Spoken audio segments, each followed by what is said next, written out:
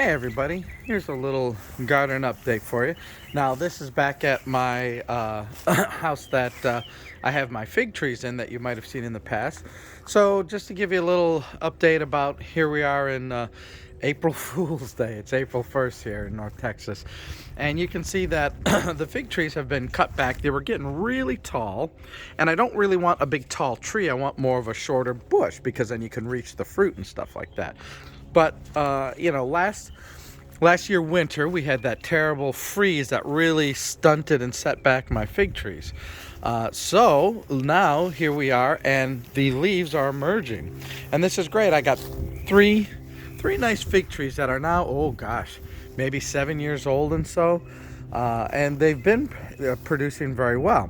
But now you can see that as I've cut it back, the side shoots are coming, and little fig, kind of focus in, little figs are starting to come out too, which is great to see because I'm starting to have an earlier and earlier harvest, and maybe I'll even get 2 harvests. I'd really like to get that because we have a long growing season here. So you can see that they got the little figs coming with the leaves, so that's kind of nice to see. And like I say, I pruned it and cut it back, so these branches are just about at hand level for me so I can reach them. But then there's new shoots coming out that will be new growth, because from what I understand on figs is they only produce figs on like the new wood and stuff like that a lot of times. So yeah, you constantly want to have some new growth there. But yeah, it's really nice to see that the figs are coming by, and these are this is the most prolific tree here than the other two, because this one's just a bit older. But it's great to see the leaves coming in, and like I say, living in Texas, we don't have to cover it too much because that freak winter we had, that couple days froze it and basically cut it. I had to cut it right to the ground because I thought, well, that was it. It killed my fig trees, but it didn't.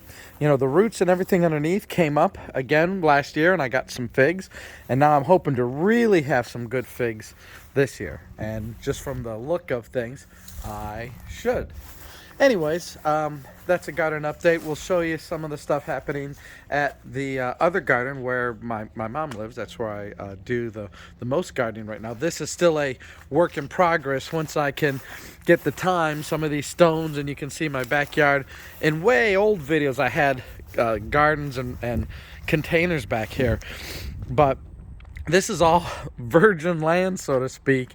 That's, the bricks and everything are remnants of my old brick raised beds, and then I've got the bricks out here strategically to protect when they cut the grass. I've had converted the sprinkler system into like raised bed sprinklers, so I just got those out there so that you can see here, so that the guys, when they cut the grass, don't knock that over and all that. But what I'll eventually do at some point, when I can get some time, is turn this into raised beds, and then I'll have a garden at my mom's house and a garden here at my house, and then I'll be taking care of 2 gardens because I'm crazy that way. It's like any hobby. If you're into gardening or into whatever, you want to do it a lot. And when I look at this is all land that is growing grass, and well, you can't eat grass, right? That's not good. You want to, when a gardener comes out, you want to see, tomatoes growing and blackberries and vining cucumbers and that. And my backyard here at my house is a little bit differently than my mom's house. Mine is a bit longer, I think, in length, but it's not as deep. It doesn't go back as far as my mom's, and I got more area on this side, and the other side of my house is very thin, so I'll show you that. I can't really do too much here because it's thin. But if I wanted to, I can stick some frames up here, those little thin frames, and just grow trellis stuff right here. That would work perfectly. This gets some sun. I mean, this gets a lot of sun here. Now I've got that old tree there, and some of the neighbors' trees branches come in and shade some of these corners, so that tree may have to go one day because it may shade too much of my area. But yeah, I mean, it's kind of nice basically that, I've been doing the gardening all these years at my mom's house. So you get to know placement and what does good and what does bad. So if I ever start to do it here, I'm going to have the placement already in my head.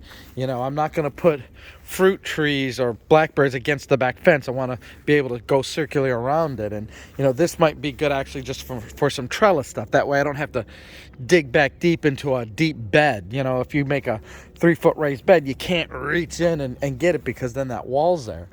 So I think, you know, strategically, you know, doing a lot of, you know, thinner raised beds that I can get around 360 and whatnot would be really, really good back here. And, you know, I even had trees back here, but storms knocked both of them out in their younger days. Just totally uprooted them and broke them, as I was disappointed. But, yeah. But anyways, I got a lot of these bricks because when I did have my raised bed, it was all using cinder blocks rather than, let's say, wood in that. And so, you know, what better way to kind of use what you've already got? You know, I could lay these back out, sheet mulch it, and, you know, throw the dirt in, and there you go. Now, one of the things that in my backyard is I have a bigger slope, and that's for drainage and stuff when they build the houses. So water will drain and goes down here. So the last time when I was doing raised beds, sometimes it was always at a angle. So, you know, I don't want to ruin the natural flow of water away from the house, and because you don't want the water standing by the house.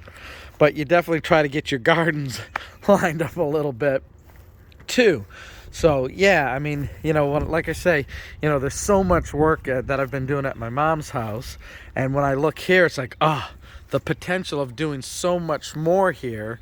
And you know, because I split my time, you know, when I go visit her on the weekends and stuff, and you know, I do my normal everyday living here. It'd be nice to come out here and grab some herbs and grab some cucumbers. I don't know what we would do with it, all of it, to be honest with you. I mean, there's only so many neighbors and friends you can pawn off your vegetables to, but that's okay too. You know, there's, you know, lots of, like I say, lots of potential back here. But anyways, I don't want to keep this video very long because I'm going to have other videos showing you the latest in the gardening, which I happened to drive by my mom's house yesterday and look at some things to say, geez, is it gonna finally grow or not? And we had 2 days of some heavy rain, and boy, once that rain hits and soaks that ground, it's like a miracle, the garden blooms. So I'm going to show you that because I'm really excited and happy about what I'm seeing, and if you've been following along, you might be too. Anyways, for the update at my house with the big 3 fig trees, it's looking good. We will talk to you later.